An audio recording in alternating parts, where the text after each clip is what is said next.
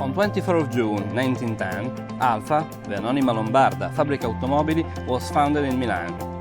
Today, Alfa Romeo is celebrating its 110th anniversary. Welcome to the Alfa Romeo Museum in Arese, just outside Milan. The museum collects the cars, engines and artifacts, as well as the stories of the people, of the projects that have left their marks on these 110 years of history. A history that begins with the first vehicle, but also with the history of the Alfa Romeo logo. Legend has it that a young designer, named Romano Cattaneo, was waiting for the streetcar one morning, and he noticed the two symbols of Milano, the cross of the municipality and the biscione, the snake of the Visconti family. These two symbols were combined to create the Alfa Romeo emblem, which has remained mostly unchanged until today, but is also being the mirror of the company's made transformation. Year after year, small and big changes were made until it finally came to life in its present form.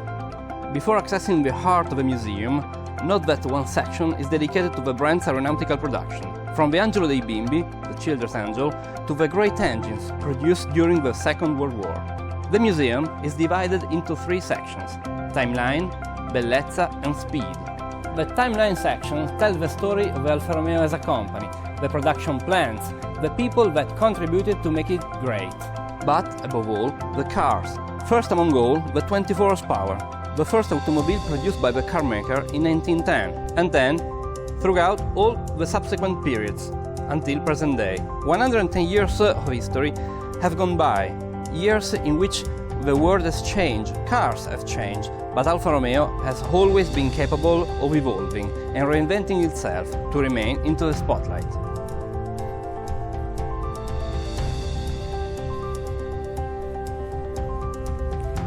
The second section is entitled Bellezza, the only word that is never translated.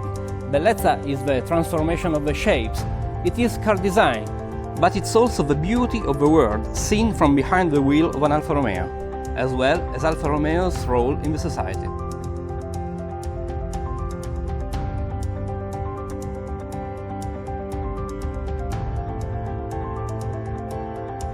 The 50s and the 60s mark the period in which Alfa Romeo started in advertising, cinema and everyday life.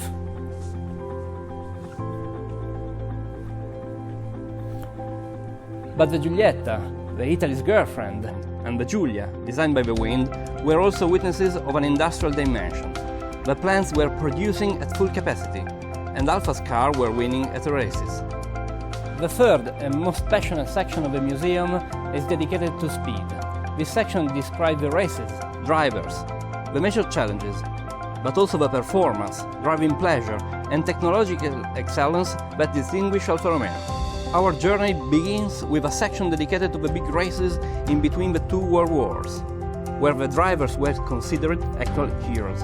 After World War II, the world is entirely new.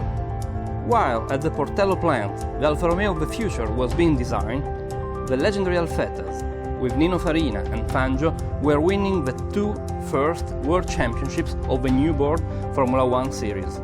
These remain two of the most important victories of Alfa Romeo Hall of Fame.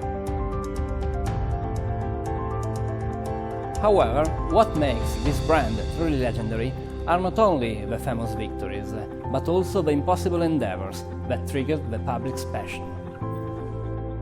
Racing is part of Alfa Romeo's DNA, regardless of a period, car or category. Sportness and speed are the fundamental values of Alfa Romeo. With more than 70 vehicles on permanent display, the museum's backstage is home to the rest of the collection. 200 vehicles, engines, models, equipment, as well as both famous and unknown stories of Alfa Romeo. This is an area that the passionate fans can visit on appointment. But it's also an operational area of the museum, where the vehicles are moved, maintained, and they give life to everyday museum activities.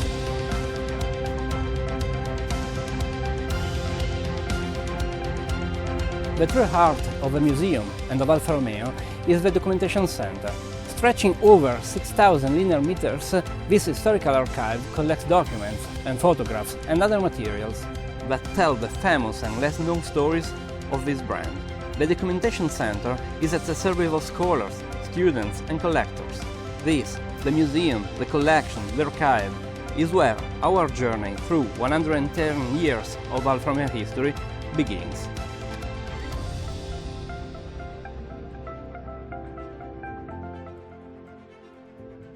The museum's first section is Timeline. This section tells the story of the company by tracing the history of its production plants, from the Portello, where the company was born in Milan, to Arese, Pomigliano d'Arco, and finally the Balocco test track. Secondly, it focuses on the people, managers, great designers, sport directors, who left their mark on these 110 years of history. Finally, an homage to all those Alfa employees who have written big or small pages of this story. But the absolute stars are the vehicles. 19 cars that bear witness to the various chapters in this 11 decades history. A history that naturally had to begin with the 24 horsepower, the first vehicle presented in 1910. 4 inline cylinders, 4 liters, 40 horsepower and 100 km/h in maximum speed. But still no brakes on front wheels and wheels made on wood. A unique and still perfectly functioning vehicle.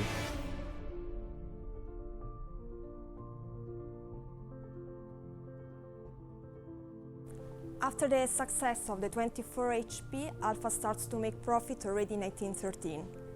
During the war years, it would become Alfa Romeo with the arrival of Nicola Romeo and would bring home a long line of international successes, such as, for instance, this RL, which was sold to an Indian Maharaja. This was the beginning of a series of victories and new projects that opened the doors to the 30s.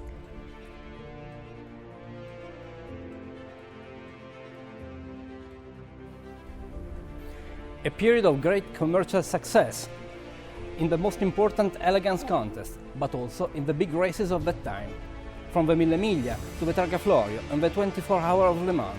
Vittorio Jano's vehicles, first the 6Cs and then the 8Cs, just couldn't stop winning. This is the long wheelbase 8C 2300, which won the 24 Hour of Le Mans race in 1931. It's powered by one of the designer's masterpieces, an inline 8-cylinder twin-cam with compressor, which was a true winner in the races, as well one of the most powerful and adaptable engines on the market.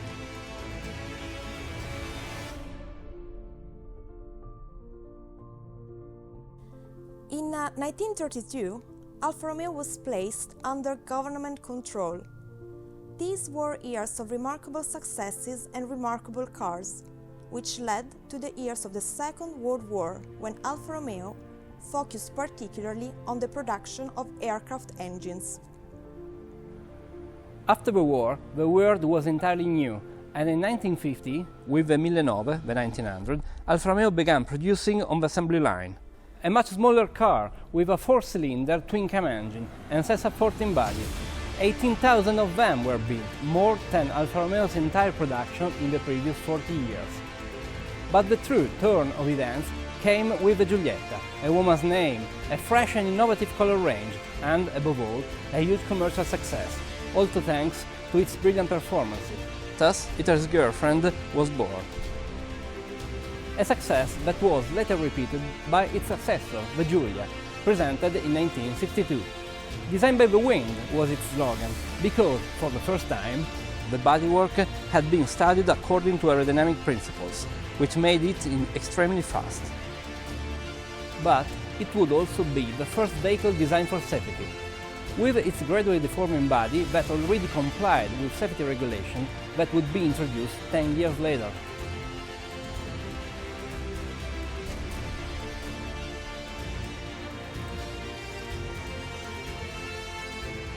The 70s begin with the introduction of the Montreal, which had been presented at the Canadian Expo 3 years earlier. It was the ideal aspiration of modern man in terms of cars, and would represent a true turn of events in its design and colors. Then, the Alfa Sud plant was established in Pomigliano d'Arco, where the first compact car with front-wheel drive was built, and the project for the Alfetta saw the light, the sports sedan with a transaxle setup. The last evolution of the Alfetta was the 75, which got its name as a tribute to the 75th anniversary of Alfa Romeo. And then came the elegant sedan designed by Pininfarina, the 164, with front-wheel drive. This was a time of revolution for the style center, but also for the mechanics. The common rail turbo diesel engine made its debut, as well as the high double wishbone front suspension. Soon, the 156 would become an unbeatable vehicle on the road, where it collected 90,000 orders in the first 3 months, but also on the track, where in just 10 years it won 13 championships in the touring category, and paved the way for a new generation of Alfa, which is represented here at the museum by the concept car of the 8C Competizione.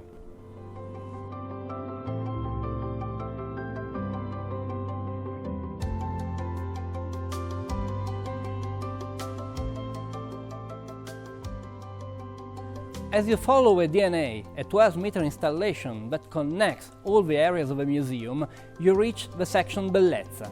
There are many forms of beauty, and through concept cars and great code builders, the section Maestri dello Stile, the Master of Style, shows how the shape of cars has changed over time. It looks like something that comes out of a Jules Verne novel, but in reality it is the dream of a Milanese nobleman who wanted an aerodynamic car with a characteristic drop shape. And then came the futuristic shapes of the 50s with the disco volante, winking an eye to the American market.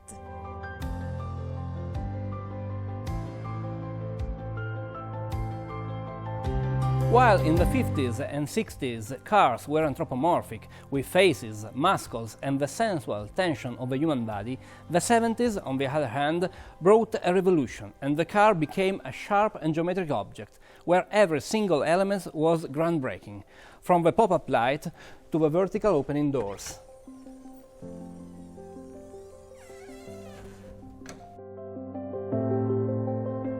But the Carabo, which was designed by Marcello Gandini for Bertone, is based on a highly respectable chassis, the one of the 33 Stradale.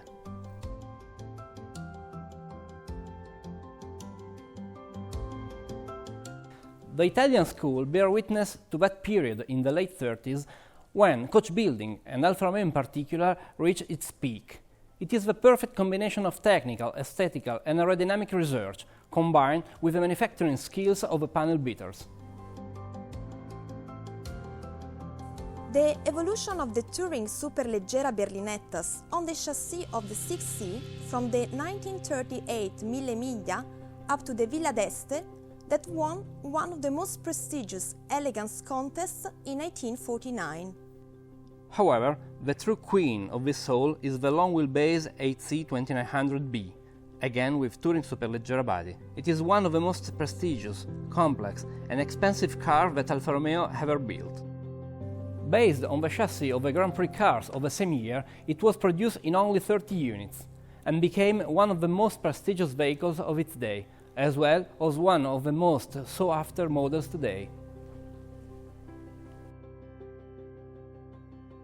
In the 30s, aristocratic living rooms had been the elegant contest of cars, but in the 50s everything had changed, and Alfa Romeo promptly interpreted this new era. Being a star now meant appearing in films, advertisements, and becoming a symbol of mundane life. Who could forget Dustin Hoffman in the film The Graduate, behind the wheel of a red Duetto like this one, a vehicle that was produced until 1994.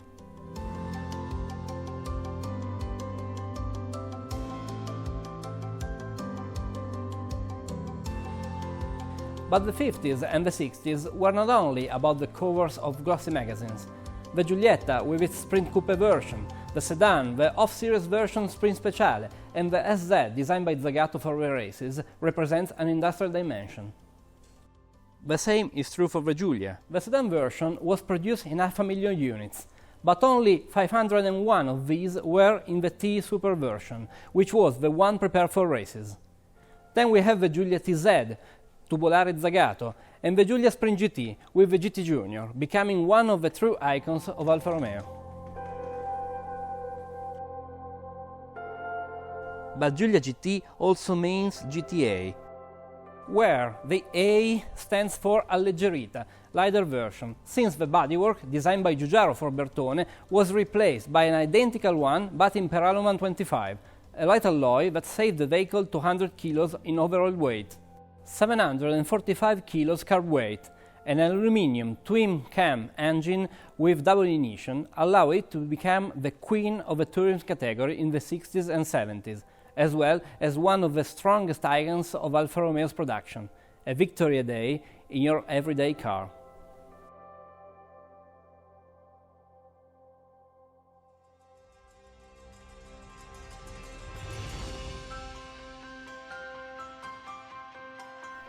The last section of the museum is speed.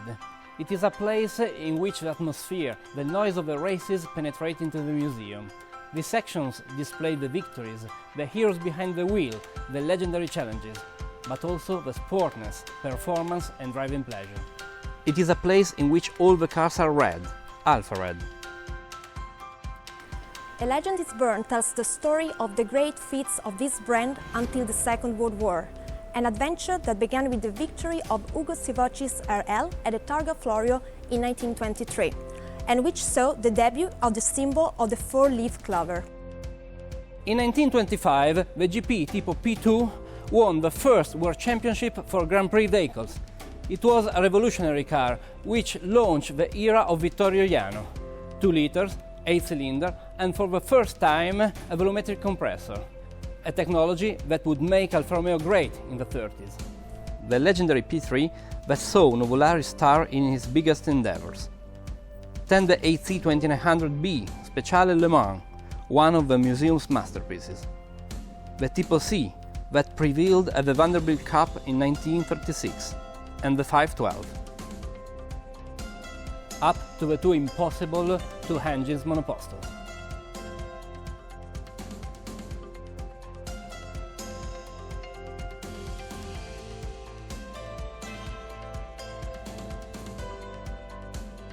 Before he became the Drake, Enzo Ferrari debuted as an Alfa Romeo driver in 1920.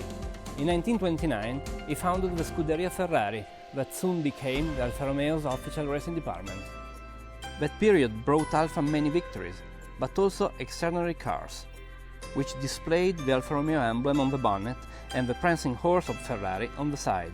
There were also outstanding vehicles, like the Bimotore, 2-engine, 1 engine in the front and 1 in the rear, for an overall power of 540 horsepower, and a speed record that Tazio Nuvolari set on the Firenze-Mare highway at over 350 km/h.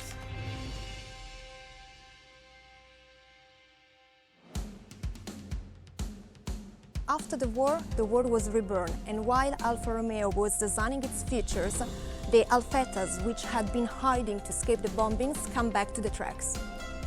Designed in 1938, the 158 has a 1.5-liter inline 8-cylinder engine with volumetric compressor. In the beginning, it had 185 horsepower, but when the first F1 World Championship started in 1950, it has already reached 350 horsepower. Then came 11 victories on 11 races, and Nino Farina, in 1950, became the first F1 World Champion. In 1951, the car was so deeply evolved that was renamed 159. The horsepower had soared to 450 for a maximum speed of 306 km/h. It was an intense championship, all the way to the last race, the Spanish Grand Prix, when Fangio won the World Championship with a victory that would go down in history.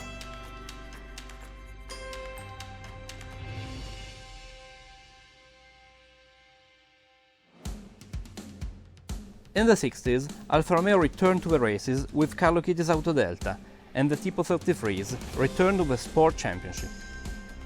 Created in 1967 with 2-liter engines, they soon rose to 3 liters, and in 1975 and 1977 they won 2 World Championships for sport vehicles.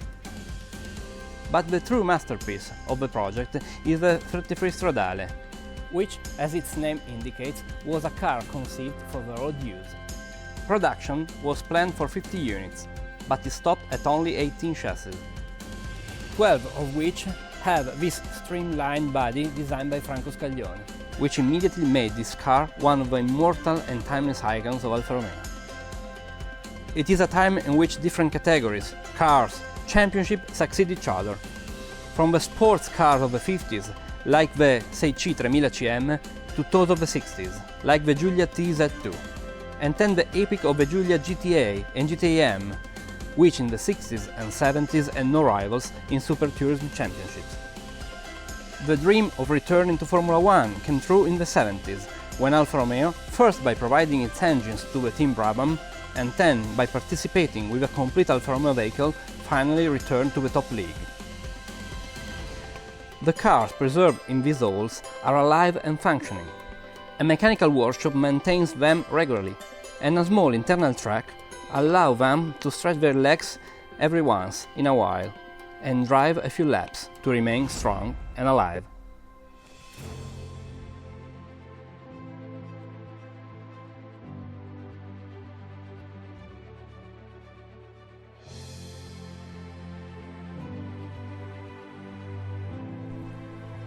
The collection of Museo Alfa Romeo includes all the objects that are not normally on display, cars, but also engines, models, equipment, trophies.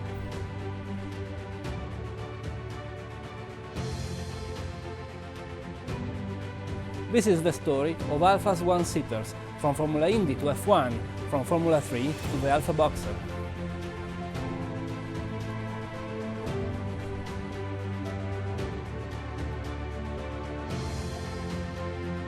One of its stars is the Tipo 177, the Formula 1 Alfa single-seater that ensured the Alfa Romeo's return in the top league in 1979.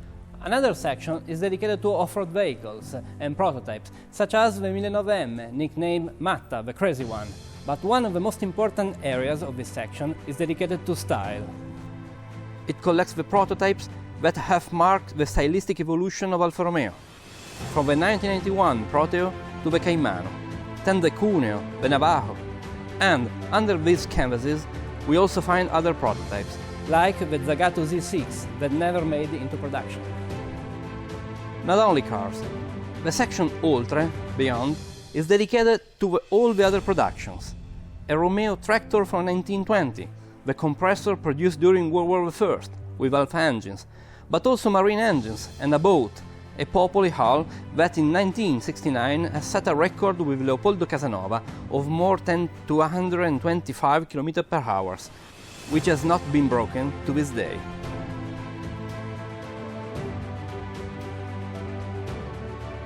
Apart from the complete vehicles, we also include naked and sectional chassis that reveals what lies under the skin of an Alfa Romeo, like this 33 Quadrifoglio Oro, which was entirely sectioned for the presentation of the car in 1883. Or the functioning chassis of the 6C 2500 Sport from 1947, up to the chassis of the DTMs 164 and 155 Q4. The Super Turismo section is dedicated to prototypes. These red canvases hide cars that never came to life, projects that were begun and then abandoned, but also camouflaged prototypes of some vehicles that were to see the light later.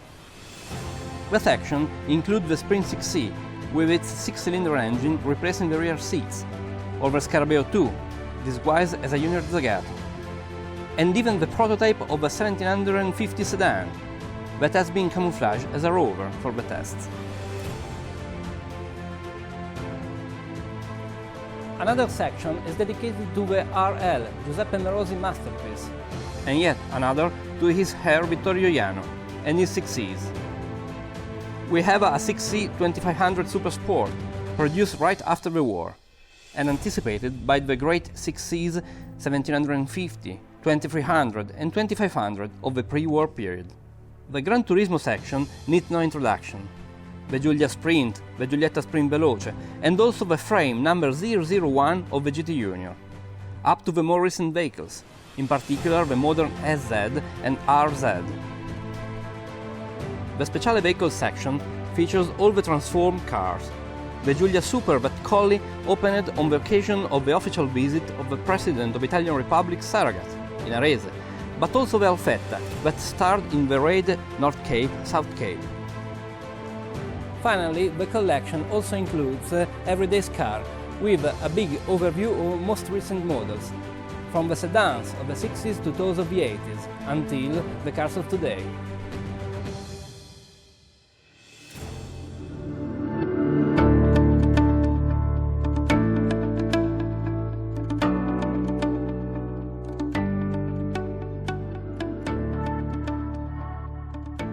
The Alfa Romeo Documentation Center is located inside the museum and constitutes its true heart.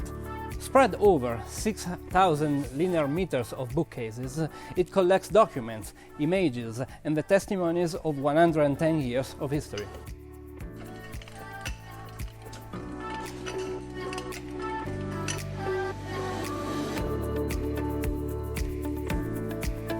Since the very beginning of Alfa Romeo existence, the archive has stored documents and correspondence that bear witness of these 110 years. The production, the plants, the cars and the people, but also the races, from Scuderia Ferrari to Autodelta.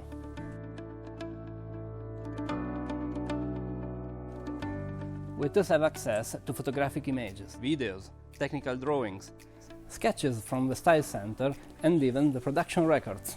The production records list all the Alfa Romeo chassis ever produced, with their manufacturing date, sale date, destination market and color of the bodywork and interior. They constitute a solid base when issuing certificates of origin.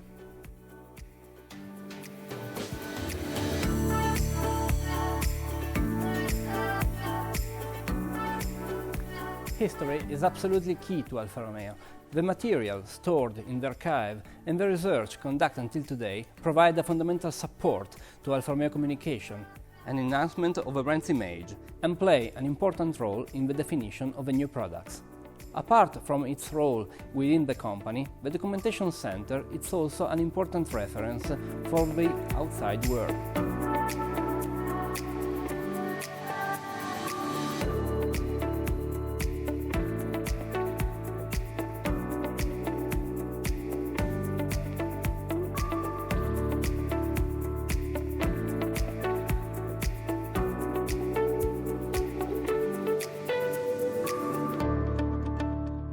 Every year we receive thousands of requests from journalists, researchers, scholars, students or simply fans, whom we provide with information, photographic materials, video, drawings and whom we always support in their search for original materials.